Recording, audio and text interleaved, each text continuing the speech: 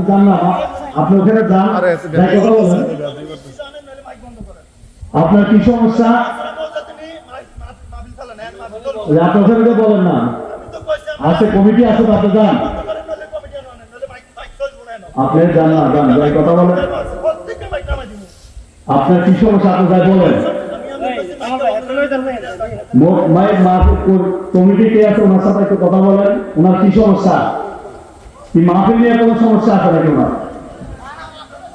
যে ওনার সাথে একটু কথা বলেন, ওনার কি সমস্যা? জি, আপনার সবাই বসে, ওনার সাথে আপনার কথা বলেন। বিশ্বমানিত মুসলিম,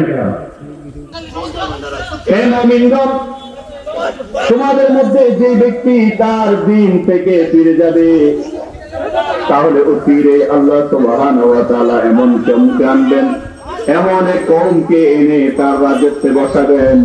যদি তোমরা ইসলাম থেকে আল্লাহ থেকে বিমুখ হয়ে যাও, তাহলে তোমাদের মধ্যে এমন এক কওমকে আনবেন যারা আল্লাহর প্রতি সন্তুষ্ট এবং আল্লাহ তাদের প্রতি সন্তুষ্ট। সুবহানাল্লাহ বলেন।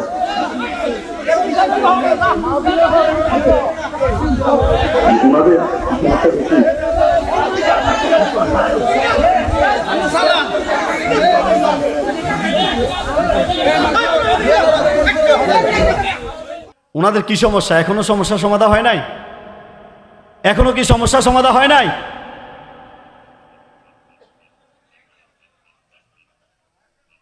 মাহফিল কমিটির লোক গিয়ে ওনার সাথে সমাধান করে না কেন? এখনো কি সমস্যা সমাধান হয় নাই?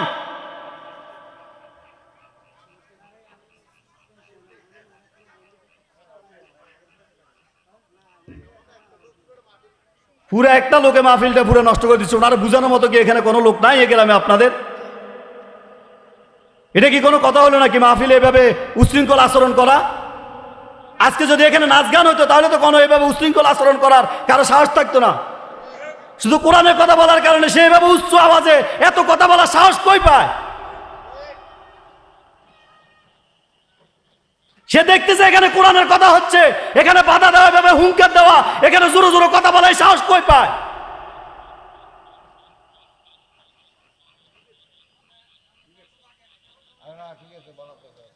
এটা অন্য বিষয় হলে সে মাহফিলের বাইরে চলে যাবে।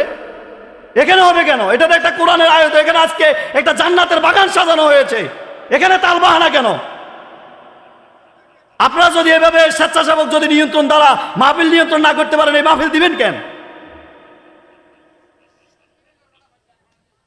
এখানে একটা স্বচ্ছ স্বেচ্ছাসেবক থাকার দরকার ছিল। ওনারা পার্সোনাল নিয়ে বলবেন, বারবার বললাম ওনারা এক সাইডে নিয়ে ওনার সাথে কথা বলেন।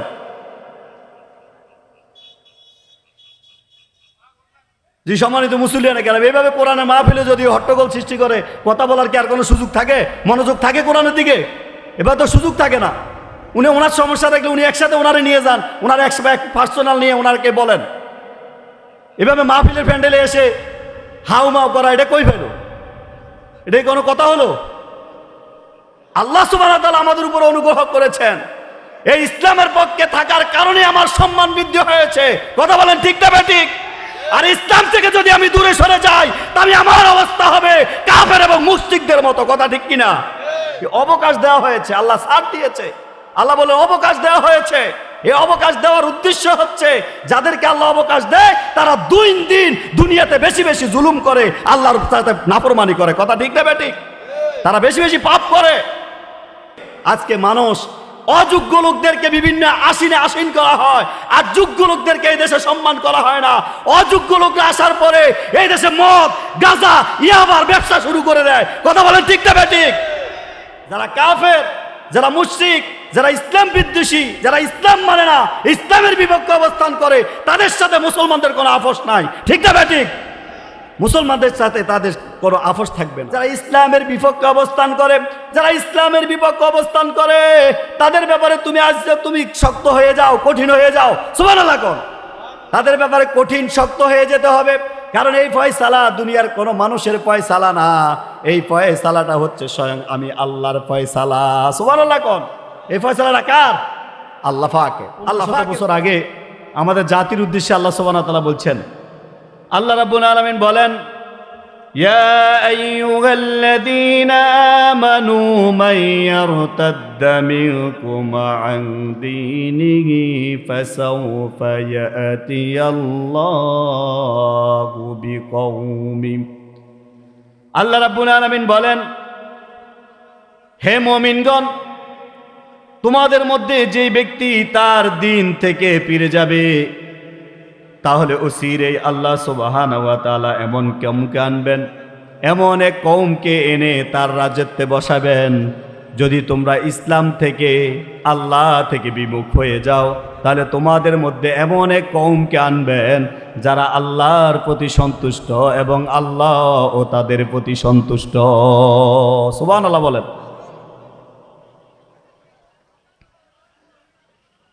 যে ওনাদের কি সমস্যা বেশি?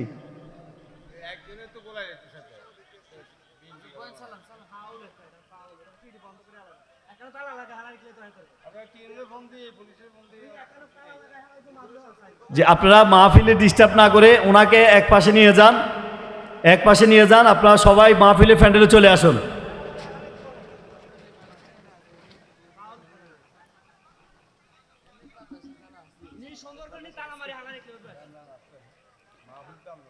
সবাই মাহফিলে প্যান্ডেলে চলে আসুন। আল্লাহ রাব্বুল আলামিন বলেন, সবাই মাহফিলে প্যান্ডেলে চলে আসার জন্য অনুরোধ করছি। সম্মানিত মুসল্লিয়ানে কেরাম, ওনার যদি মাহফিল নিয়ে কোনো সমস্যা থাকে, উনি পরবর্তীতে আপনাদের সামনে বসবে। আপনারা সবাই মাহফিলে প্যান্ডেলে আসার জন্য অনুরোধ করছি। সবাইকে মাহফিলে প্যান্ডেলে চলে আসুন সবাই। ওনার যদি কোনো কথা থাকে কমিটির সাথে পরবর্তীতে কথা বলবে। আপনারা সবাই মাহফিলে প্যান্ডেলে চলে আসুন। সবাইকে মাহফিলে প্যান্ডেলে আসার জন্য অনুরোধ করছি। ওনার কি সমস্যা, ওনার সাথে আপনারা পরবর্তীতে আলোচনা করে বুঝে নেবেন। এখন মাহফিলে প্যান্ডেলে আসার জন্য বিনীত অনুরোধ করছি। আল্লাহ রাব্বুল আলামিন বলেন, ইয়া আইয়ুহাল্লাযীনা আমানু মান ইয়ারতাদ্দা মিনকুম আন দীনিহি ফাসাউফা ইয়াতি আল্লাহ। আল্লাহ রাব্বুল আলামিন বলেন, হে মুমিনগণ, তোমরা যারা আল্লাহর দিন থেকে দূরে সরে গিয়েছ, মুখ ফিরে নিয়েছ, অচিরে আল্লাহ সুবহানাহু ওয়া তাআলা বললেন, যারা আল্লাহর দিন থেকে দূরে সরে যাবে তাদের পরিবর্তে আল্লাহ এমন এক কওমকে আল্লাহর দ্বীনের জন্য কবুল করবেন। তারা হচ্ছেন বিকওমি ইউহিব্বুনাহুম, যারা আল্লাহকে ভালোবাসে, ওয়া ইউহিব্বুনা আদিল্লাতিন আলাল কাফিরিন। আল্লাহ রাব্বুল আলামিন বলেন, বিকওমি ইউহিব্বুহুম ওয়া ইউহিব্বুনাহু, যারা আল্লাহকে ভালোবাসে এবং তারাও আল্লাহকে ভালোবাসে, আল্লাহ ও তাদেরকে ভালোবাসে। সুবহানাল্লাহ বলেন। যারা আল্লাহকে ভালোবাসে এবং তারাও আল্লাহকে ভালোবাসে, এমন এক কওমকে আল্লাহ রাব্বুল আলামিন আল্লাহর দ্বীনের পথে শামিল করে দিবেন। আল্লাহ রাব্বুল আলামিন বলেন, এরপর আল্লাহ বললেন, আদিল্লাতিন আলাল মুমিনিন আইজ্জাতিন আলাল কাফিরিন। আদিল্লাতিন আলাল মুমিনিন, আল্লাহ রাব্বুল আলামিন বলেন, তারা মুমিনদের উপরে বিনম্র ভদ্র হবে এবং কাফেরদের উপরে হবে সোচ্চার। কাফেরদের উপর হবে কঠিন এবং মুমিনদের উপর হবে সহৃদয়ের অধিকারী, নরম হৃদয়ের অধিকারী। আল্লাহ সুবহানাহু ওয়া তাআলা বলেছেন। আমার ভাইরা, আল্লাহ রাব্বুল আলামিন বলেন, এরপরে আল্লাহ রাব্বুল আলামিন বলেন, তোমরা যারা আল্লাহর রাস্তায় জিহাদ করো এবং কোনো কটাক্ষকারীদেরকে কটাক্ষের ভয় করবে, কিন্তু তোমরা ভয় করবে না। সুবহানাল্লাহ বলেন। যারা মুমিন তারা কোনো কটাক্ষকারীদেরকে কোনো ভয় করবে না, বরঞ্চ তারা ইস্তেকামত থাকবে, দৃঢ়তা থাকবে আল্লাহর উপরে। সুবহানাল্লাহি ওয়া বিহামদিহি। শুধু তাই নয়, এই সূরা মাইদার নামকরণ হিসেবে আল্লাহ রাব্বুল আলামিন সূরা মাইদার 112 থেকে 15 নম্বর আয়াতে আল্লাহ রাব্বুল আলামিন সূরা মাইদার নামকরণের বিষয় উল্লেখ করেছেন।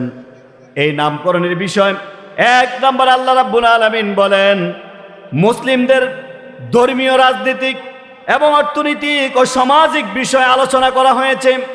এই সূরার আলোচনার বিষয়বস্তুতে আল্লাহ রাব্বুল আলামিন সূরা মাইদার 112 এবং 115 নম্বর পর্যন্ত আল্লাহ রাব্বুল আলামিন যেই বিষয় আলোচনা পেশ করেছেন, 1 নাম্বার হচ্ছে মুসলমানদের ধর্মীয়, রাজনীতি এবং অর্থনীতি এবং সামাজিক বিষয়ে এই সূরাতে আলোচনা করা হয়েছে। সুবহানাল্লাহ বলেন।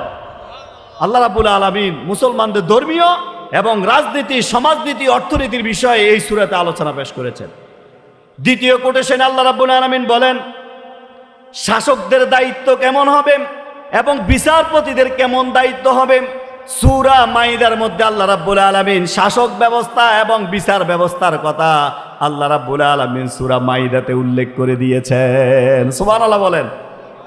শুধু তাই নয়, 3 নম্বর আল্লাহ রাব্বুল আলামিন বললেন যারা আহলে কিতাব ছিল, যাদেরকে কোরআন দিয়ে আহলে কিতাবদেরকে যখন তাদের নবী যখন দাওয়াত দিলেন, ওই দাওয়াতের কৌশল এবং তাদেরকে দাওয়াতের উপদেশ কি পদ্ধতিতে হবে আল্লাহ রাব্বুল আলামিন সূরা মাইদার মধ্যে এই কথা উল্লেখ করে দিয়েছে। সুবহানাল্লাহ বলেন। আমার ভাইরা, 4 নম্বর আল্লাহ রাব্বুল আলামিন বলেন হুদায়বিয়ার সন্ধি যখন খনন হলো, হুদায়বিয়ার সন্ধির যখন চুক্তি হলো, এই বিষয়ে আল্লাহ রাব্বুল আলামিন সূরা মাইদা আলোচনা করেছেন। এই 4টি বিশুদ্ধ বিষয়ে আল্লাহ রাব্বুল আলামিন সূরা মাইদার পূর্ণাঙ্গভাবে সূরা মাইদাতে উল্লেখ করে আমাদের জাতির উদ্দেশ্যে বলেছেন। কিন্তু আজকে আমরা অনেক পরিতাপের বিষয়, অনেক দুঃখের বিষয়, অনেক বেদনাদায়কের বিষয়, এই সূরা মাইদা যে উদ্দেশ্যে নাজিল হয়েছে আমাদের দেশে ওই উদ্দেশ্যে সূরা নাজিলের যে ভূমিকা ছিল, এই উদ্দেশ্যে সূরা নাজিলের যে প্রেক্ষাপট ছিল, এটার উপরে মানুষের কর্ণপাত করে না, মানুষের উপরে কর্ণপাত করে না। আল্লাহ রাব্বুল আলামিন এখন আমাদেরকে বললেন, প্রথমাংশে আল্লাহ রাব্বুল আলামিন তাফসীরের মধ্যে বললেন ইয়ামুন্নুনা আলাইকা আন আসলামু কুল লা তামুন্নু আলাইয়া ইসলামাকুম বালিল্লাহু ইয়ামুন্নু আলাইকুম আন হাদাকুম লিল ঈমান ইন কুনতুম সাদিকিন।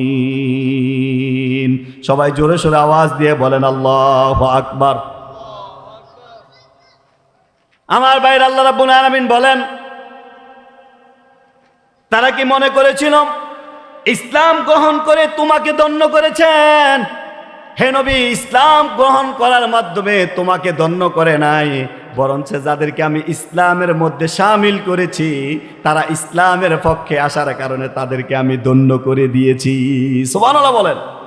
আমরা অনেকে মনে করি ইসলাম আমাদেরকে, আমরা ইসলাম গ্রহণ করার কারণে আমরা ইসলামের উপরে আমরা অনুগ্রহ করেছি, আর আল্লাহ বললেন না, তোমরা ইসলামের মধ্যে আসার কারণে তোমাদের উপরে আমি আল্লাহ অনুগ্রহ করেছি। আল্লাহু আকবার। আল্লাহ আমাদের উপর অনুগ্রহ করেছেন, আল্লাহ সুবহানাহু ওয়া তাআলা আমাদের উপর অনুগ্রহ করেছেন। এই ইসলামের পক্ষে থাকার কারণে আমার সম্মান বৃদ্ধি হয়েছে। কথা বলেন ঠিক না ঠিক? আর ইসলাম থেকে যদি আমি দূরে সরে যাই তবে আমার অবস্থা হবে কাফের এবং মুশরিকদের মতো। কথা ঠিক কিনা? যারা ইসলামের পক্ষে থাকে, যারা ইসলামের জন্য নিজের জীবন ওয়াকফ করে দেয়, আল্লাহ বললেন তোমাদের উপরে ইসলামের দিকে আসার কারণে তোমাদের উপরে আমি আল্লাহ অনুগ্রহ করেছি, যাতে করে তোমরা ইসলামের উপরে শামিল থাকতে পারো। সুবহানাল্লাহ কোন? আপনারা সবাই বলেন, ইসলামের মধ্যে আসার কারণে আমি কি ধন্য, নাকি আমার আল্লাহ আমার কাছে, মানে আল্লাহ ধন্য? কে ধন্য? আমরা ধন্য। আমরা ইসলামে আসার কারণে আমাদের উপকার, আমাদের ইসলামে আসার কারণে আমাদের সম্মান। ইসলামে না থাকলে কোনো মুসলমানের কোনো সম্মান থাকে না। এজন্য আল্লাহ রাব্বুল আলামিন সূরা মাইদা বললেন বালিল্লাহু ইয়ামুন্নু আলাইকুম আন হাদাকুম লিল ঈমান, তোমাদেরকে আমি যে আল্লাহ হেদায়েত দিয়েছি, তোমাদেরকে যে ঈমান দিয়েছি, ইন কুনতুম সাদিকিন, যদি তোমরা সত্যবাদী হয়ে থাকো তাহলে তোমরা মনে রেখো তোমাদের উপরে ইসলাম প্রতিষ্ঠিত করার বিনিময়, তোমাদেরকে মুসলিম বানানোর বিনিময়, তোমাদেরকে মুমিন বানানোর বিনিময়ে বরঞ্চ আল্লাহ তোমাদের উপরে অনুগ্রহ করেছে। সুবহানাল্লাহ বলেন। আল্লাহ আমাদের উপরে অনুগ্রহ করেছে। আমার ভাইরা, আল্লাহ রাব্বুল আলামিন এরপরে দ্বিতীয় অংশে আল্লাহ রাব্বুল আলামিন বলেন আন্নামা নুমলি লাহুম খায়রুল লিআনফুসিহিম ইন্নামা নুমলি লাহুম লিয়াজদাদু ইসমান ওয়া লাহুম আযাবুম মুহিন। সবাই জোরে জোরে আওয়াজ দিয়ে বলেন আল্লাহু আকবার। আমার ভাইরা, আল্লাহ রাব্বুল আলামিন বলেন আন্নামা নুমলি লাহুম খায়রুল লিআনফুসিহিম, ইন্নামা নুমলি লাহুম লিয়াজদাদু ইসমান ওয়া লাহুম আযাবুম মুহিন। আমি তাদের জন্য অবকাশ দিয়ে দিই এবং তাদের নিজেদের জন্য উত্তম, আমি তাদেরকে অবকাশ দেই যাতে করে তাদের পাপের মাত্রা বৃদ্ধি হতে থাকে। এই অবকাশ দেওয়া হয়েছে, আল্লাহ ছাড় দিয়েছে। আল্লাহ বলে অবকাশ দেওয়া হয়েছে। এই অবকাশ দেওয়ার উদ্দেশ্য হচ্ছে যাদেরকে আল্লাহ অবকাশ দেয় তারা 2 দিন দুনিয়াতে বেশি বেশি জুলুম করে, আল্লাহর সাথে নাফরমানি করে। কথা ঠিক না বেঠিক? তারা বেশি বেশি পাপ করে। আল্লাহ রাব্বুল আলামিন পরে বলেন, ইল্লা তাগফিরু ইউআযিবুকুম আযাবান আলীমা ওয়া ইস্তাবদিল কওমান গায়রাকুম ওয়া লা তাদুররুহু শাইআ ওয়াল্লাহু আলা কুল্লি শাইইন কাদির। সবাই জোরে সোরে আওয়াজ দিয়ে বলেন আল্লাহু আকবার। আল্লাহ রাব্বুল আলামিন সূরা মাইদার এই অংশের শেষ তৃতীয়াংশে বললেন, ইল্লা তাগফিরু ইউআযিবুকুম আযাবান আলীমা। যদি তোমরা যুদ্ধে বের হওয়াটাকে যদি তোমাদের জন্য যুদ্ধে যদি তোমরা না বের হও তাহলে তোমাদের জন্য যন্ত্রণাদায়ক আযাবের ঘোষণা আল্লাহ দিয়ে দিলেন। নাউজুবিল্লাহ বলেন। যুদ্ধে যদি তোমরা না বের হও তাহলে তোমাদের জন্য বেদনাদায়ক আযাবের ঘোষণা আমার আল্লাহ দিয়ে দিয়েছেন। নাউজুবিল্লাহ বলেন। আজকে মানুষ কিন্তু যুদ্ধে বাইর হওয়ার জন্য সিদ্ধান্ত নেয় না। যুদ্ধ কিভাবে হবে? যুদ্ধ কিভাবে হবে? আমি যে বলেছিলাম আজকের আলোচনার বিষয় হচ্ছে অযোগ্য লোকদেরকে ছাঁটাই করা এবং যোগ্য লোকদেরকে বাছাই করা। এটার কারণে হচ্ছে আজকে মানুষ অযোগ্য লোকদেরকে বিভিন্ন আসিনে আসীন করা হয়, আর যোগ্য লোকদেরকে এই দেশে সম্মান করা হয় না। অযোগ্য লোকরা আসার পরে এই দেশে মদ, গাঁজা, ইয়াবার ব্যবসা শুরু করে দেয়। কথা বলেন ঠিক না বেঠিক? যারা কাফের, যারা মুশরিক, যারা ইসলাম বিদ্বেষী, যারা ইসলাম মানে না, ইসলামের বিপক্ষে অবস্থান করে, তাদের সাথে মুসলমানদের কোনো আপোষ নাই। ঠিক না বেঠিক? মুসলমানদের সাথে তাদের কোনো আপোষ থাকবে না। আল্লাহ রাব্বুল আলামিন বলেন, মুহাম্মাদুর রাসূলুল্লাহি ওয়াল্লাযীনা মাআহু আশিদ্দাউ আলাল কুফফারি রুহামাউ বাইনাহুম। হে মুহাম্মদ সাল্লাল্লাহু আলাইহি ওয়াসাল্লাম, যারা ইসলামের বিপক্ষে অবস্থান করে, যারা ইসলামের বিপক্ষে অবস্থান করে তাদের ব্যাপারে তুমি আজ তুমি শক্ত হয়ে যাও, কঠিন হয়ে যাও। সুবহানাল্লাহ কোন?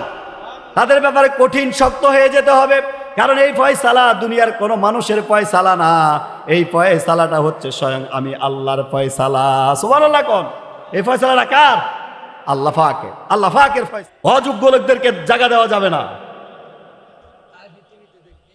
অযোগ্য লোকদেরকে জায়গা দেওয়া যাবে না, কারণ আমরা আছি যার সাথে। এটা কি? সবাই আওয়াজ দেন, এটা কি? কোরআনের সাথে। কোরআনের সাথে যে বেয়াদবি করে এই দুনিয়াতেও শেষ, পরকালেও। কথা বলেন, দুনিয়াতেও শেষ, পরকালেও শেষ। সে বসতে বসুক, কোনো সমস্যা নেই, বসুক। আল্লাহ রাব্বুল আলামিন বলেন, যারা যুদ্ধের ব্যাপারে সংকীর্ণ মনা হবে, আল্লাহ রাব্বুল আলামিন যে যুদ্ধের কথা বলেছেন এই যুদ্ধ হচ্ছে সেই যুদ্ধ না, মারামারি কাটাকাটি না। কারণ ইসলাম কখনো মারামারি কাটাকাটিতে বিশ্বাসী না। ঠিক না ঠিক? ইসলাম কখনো মারামারি এবং কাটাকাটিতে কি না? বিশ্বাসী না। আল্লাহ রাব্বুল আলামিন পরে অন্য জায়গা বলেন, তৃতীয় অংশের ব্যাখ্যা বললেন, وَمِنَ النَّاسِ مَن يَتَّخِذُ مِن دُونِ اللَّهِ أَندَادًا يُحِبُّونَهُمْ كَحُبِّ اللَّهِ وَالَّذِينَ آمَنُوا أَشَدُّ حُبًّا لِلَّهِ وَلَوْ يَرَى الَّذِينَ ظَلَمُوا إِذْ يَرَوْنَ الْعَذَابَ أَنَّ الْقُوَّةَ لِلَّهِ جَمِيعًا وَأَنَّ اللَّهَ شَدِيدُ الْعَذَابِ। আল্লাহু আকবার। আমার ভাইরা, আল্লাহ রাব্বুল আলামিন পরে বলেন, আর মানুষের মধ্যে এমন কিছু মানুষ পাওয়া যায় যারা আল্লাহ ছাড়া অন্য কাউকে কারো সমকক্ষ গ্রহণ করে, আল্লাহ ছাড়া অন্য কোন জিনিসকে আল্লাহর সাথে সমকক্ষ মনে করে। তারাই আল্লাহ রাব্বুল আলামিনের নাফরমানি বান্দা। এবং আল্লাহ রাব্বুল আলামিন বলেন, আর যারা ঈমান এনেছে এবং আল্লাহর জন্য ভালোবাসার দৃঢ়তার জন্য দৃঢ়চিত্তে আল্লাহকে ভালোবাসার সিদ্ধান্ত নিয়েছে, আল্লাহ রাব্বুল আলামিন বললেন, নিশ্চয়ই আল্লাহ রাব্বুল আলামিন বললেন তাদেরকে আল্লাহ জাহান্নামের কঠিন আযাব থেকে বাঁচিয়ে দিবে।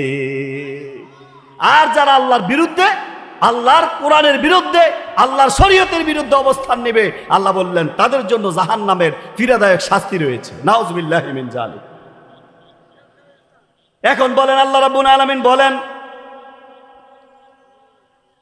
ইউহিব্বুহুম ওয়া ইউহিব্বুনাহু আদিল্লাতিন আলাল মুমিনিন।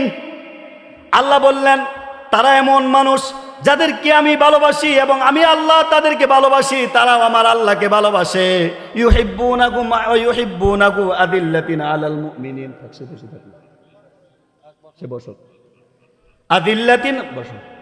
আদিল্লাতিন আলাল মুমিনিন।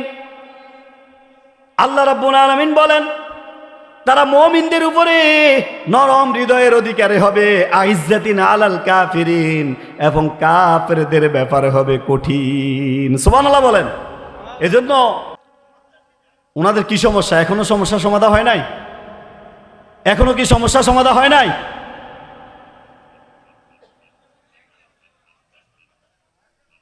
মাহফিল কমিটির লোক গিয়ে ওনার সাথে সমাধান করে না কেন? এখনো কি সমস্যা সমাধান হয় নাই?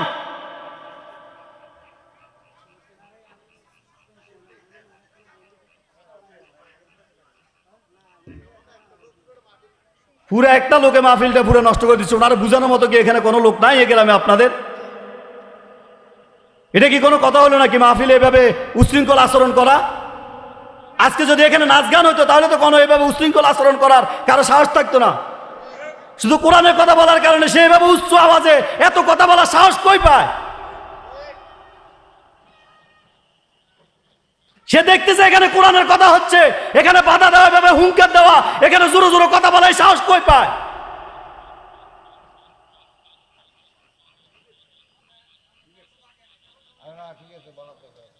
এটা অন্য বিষয় হলে সে মাহফিলের বাইরে চলে যাবে। এখানে হবে কেন? এটা তো একটা কোরআনের আয়াত। এখানে আজকে একটা জান্নাতের বাগান সাজানো হয়েছে, এখানে তাল বাহানা কেন? আপনারা যদি এভাবে স্বেচ্ছাসেবক যদি নিয়ন্ত্রণ দ্বারা মাহফিল নিয়ন্ত্রণ না করতে পারেন, এই মাহফিল দিবেন কেন? এখানে একটা স্বচ্ছ স্বেচ্ছাসেবক থাকার দরকার ছিল। ওনারা পার্সোনাল নিয়ে বলবেন, বারবার বললাম ওনার এক সাইডে নিয়ে ওনার সাথে কথা বলেন।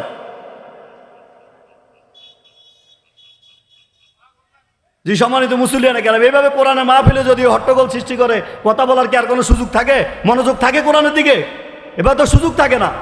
উনি ওনার সমস্যা দেখলে উনি একসাথে ওনারে নিয়ে যান, ওনার এক পার্সোনাল নিয়ে ওনারকে বলেন। এভাবে মাহফিলের প্যান্ডেলে এসে হাউ মাউ করা, এটা কই ফেলো? এটাই কোনো কথা হলো? যে সম্মানিত মুসলিয়ানে গেলাম, আল্লাহ রাব্বুল আলামিন বলেন, এরপরে বললা কদ রাদিয়াল্লাহু আনিল মুমিনিনা ইয ইউবাইউনাকা তাহতা আশ-শাজারা ফাআলিমা মা ফি কুলুবিহিম ফাআনজালাস সাকিনাতা আলাইহিম ওয়া আতাবাহুম ফাতহান করিবা। আল্লাহ রাব্বুল আলামিন বলেন, লাকাদ রাদিয়াল্লাহু আনিল মুমিনিনা ইয ইউবাইউনাকা তাহতা আশ-শাজারা ফাআলিমা মা ফি কুলুবিহিম। আল্লাহ রাব্বুল আলামিন বলেন, অবশ্যই মুমিনদের উপরে আল্লাহ রাব্বুল আলামিন সন্তুষ্ট হয়েছেন। ওই মুমিন, যেই মুমিন বান্দারা আল্লাহর সাথে শপথ নিয়েছিলেন, আল্লাহর সাথে ঐক্যবদ্ধ হয়েছিলেন, ওই গাছের তলে মুহাম্মদ সাল্লাল্লাহু আলাইহি সাল্লামের হাতে হাত রেখে শপথ নিয়েছিলেন, হে মুহাম্মদ, ইসলামকে বিজয় করার জন্য আপনার সাথে আমাদের হাত আমরা আজকে একসাথ করে দিলাম। সুবহানাল্লাহ বলেন। ঐক্যবদ্ধ হয়েছে, শপথ করেছে, ইসলামের জন্য শপথ নিয়েছিলেন গাছের তলে বসে। আল্লাহ রাব্বুল আলামিন বলেন, ইয ইউবাইউনাকা তাহতা আশ-শাজারা ফাআলিমা মা ফি কুলুবিহিম, এবং অতঃপর তিনি তাদের অন্তরকে করে দিলেন এমন নরম, প্রশান্ত করে দিয়েছিলেন। আল্লাহ রাব্বুল আলামিন বললেন, এই প্রশান্ত নাজিল করে দিলেন এবং তাদেরকে আল্লাহ রাব্বুল আলামিন পুরস্কার এবং বিজয়ের ঘোষণা দিয়ে দিলেন। সুবহানাল্লাহ কোন পুরস্কার এবং বিজয়ের ঘোষণা আল্লাহ সুবহানাহু ওয়া তাআলা দিয়ে দিলেন। আমার ভাইয়ের, আল্লাহ রাব্বুল আলামিন অন্য জায়গায় আল্লাহ রাব্বুল আলামিন বলেন, ইন্নাল্লাহা আশতারা মিনাল মুমিনিনা আনফুসাহুম ওয়া আমওয়ালাহুম বিআন্না লাহুমুল জান্নাহ يقاتلون في سبيل الله فيقتلون ويقتلون আল্লাহু আকবার। আমার ভাই আল্লাহ রাব্বুল আলামিন বলেন ইন্নাল্লাহা আশতারা মিনাল মুমিনিনা, তোমরা যারা মুমিন দাবি করো, হাশতারা মিনাল মুমিনিনা আনফুসাহুম, তোমরা যারা মুমিন তোমাদের জান এবং মাল আমি আল্লাহ কিনে নিয়েছি, বিনিময় আমি আল্লাহ তোমাদেরকে জান্নাত দিয়ে দিব। সুবহানাল্লাহ বলেন, জান্নাত দিয়ে দিবে তোমাদেরকে, আমি তোমাদের জান এবং মাল কিনে নিয়েছি। এই জান এবং মাল আল্লাহ রাব্বুল আলামিন আমাদেরকে দেয়া উপহার। আল্লাহ রাব্বুল আলামিন আমাদেরকে এটা উপহার দিয়েছেন, এটা আবার আল্লাহ সুবহানাহু ওয়া তাআলা আমাদের কাছ থেকে নিয়ে যাবেন।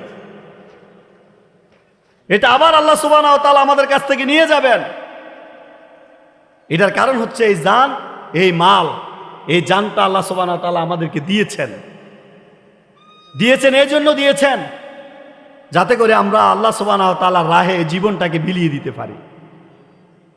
এই জীবন আমাদের সংক্ষিপ্ত জীবন, এটা আমাদের খেলে দুলে হেলায় দেলায় যে কোনো অবস্থায় যে কোনোভাবে আমাদের জীবনটা কেটে যাবে,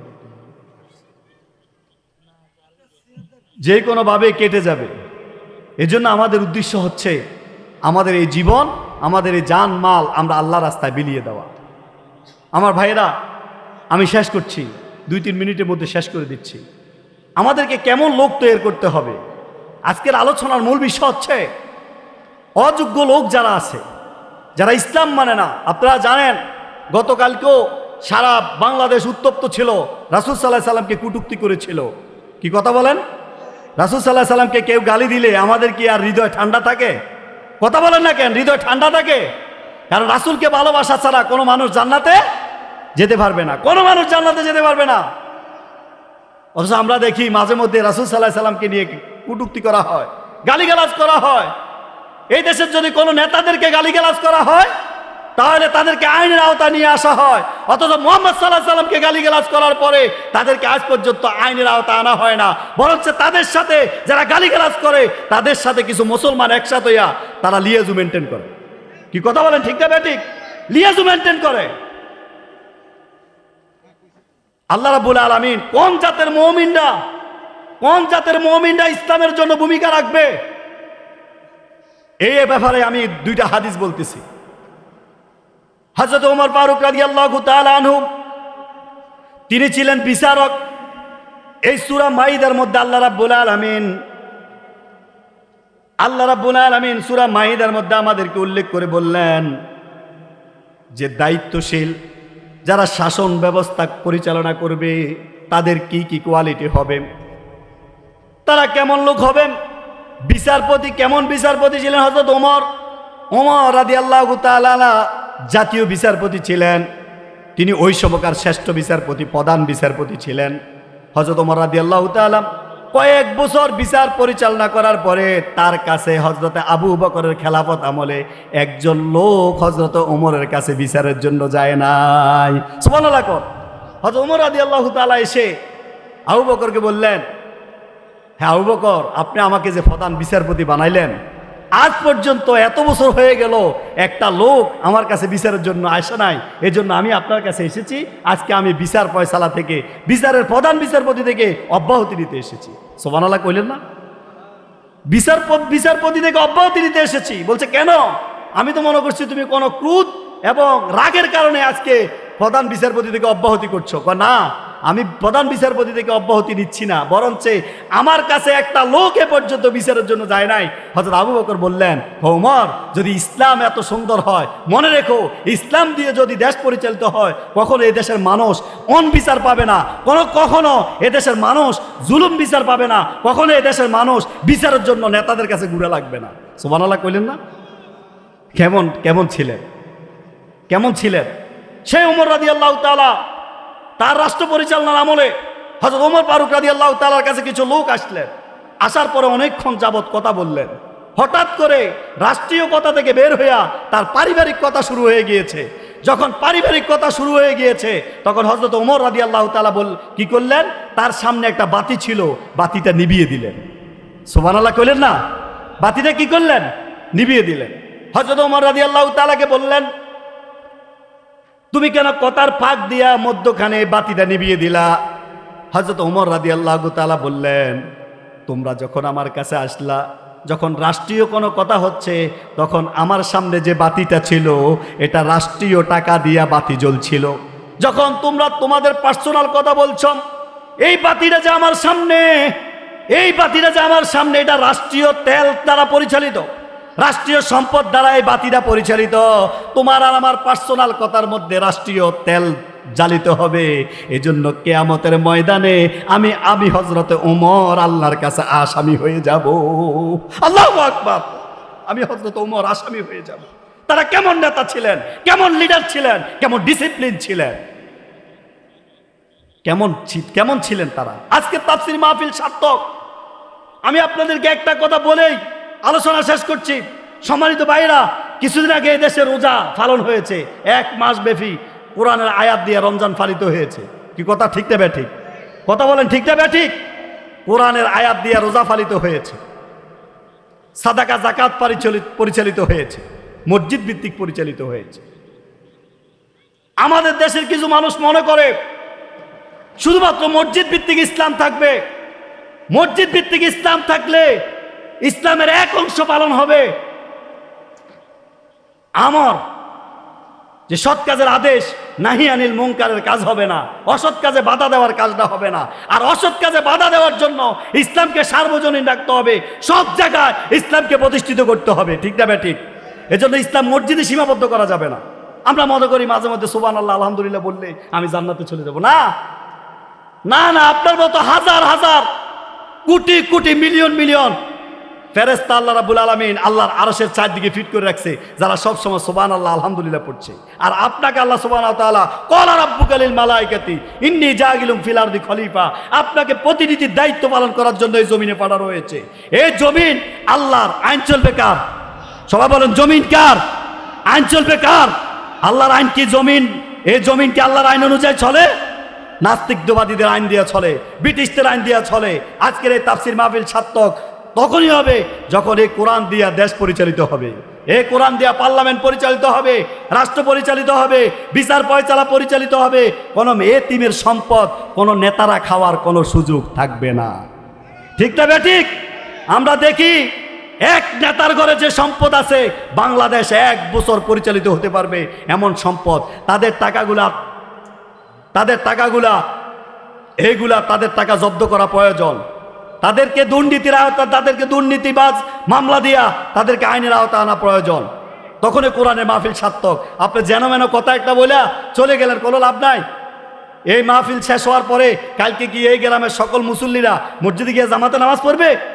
না, বরঞ্চ রাষ্ট্রীয় আইন কায়েম হলে, নামাজের আইন প্রতিষ্ঠিত হলে একটা লোক নামাজ পড়া ছাড়া রাস্তায় ঘুরতে পারবে না। ঠিক না ঠিক? এই আইনের কথা বললে হুজুরা অ্যালার্জি হয়ে যায়। সম্মানিত মুসল্লিয়ানে কেরাম, সম্মানিত এলাকাবাসী, আপনাদেরকে আন্তরিক মোবারকবাদ, ধন্যবাদ জানাচ্ছি। আমি প্রায় সময় আপনাদের সাথে দেখা হয়, আপনাদের প্রায় সময় কথা বলা হয়। আজকে মেহমানরা কথা বলবে, আপনাদের এখানে একটু বাধা হওয়ার কারণে আমার আলোচনা একটু দীর্ঘায়িত হয়েছে, 5 মিনিট সময় বেশি লেগেছে। এজন্য আমি দুঃখ ক্ষমা দৃষ্টি কামনা করছি। আপনাদেরকে আজকের মাহফিলের সফলতা কামনা করছি। যারা ইন্তেজামিয়া কমিটি আজকের এই কমপ্লেক্স করার জন্য সিদ্ধান্ত নিয়েছে, আমরা দোয়া করছি এই কমপ্লেক্স যাতে একটা সাকসেসফুল কমপ্লেক্সে তৈরি হয় ইনশাআল্লাহ। যারা এখানে শ্রম দিচ্ছে, মেধা দিচ্ছে, আল্লাহ তাদেরকে কবুল করুক। হাজা মা ইনদি ওয়াল ইলমু ইনদাল্লাহ আলাইহি তাওয়াক্কালতু ওয়া ইলাইহি উনীব। আসসালামু আলাইকুম ওয়া রাহমাতুল্লাহ।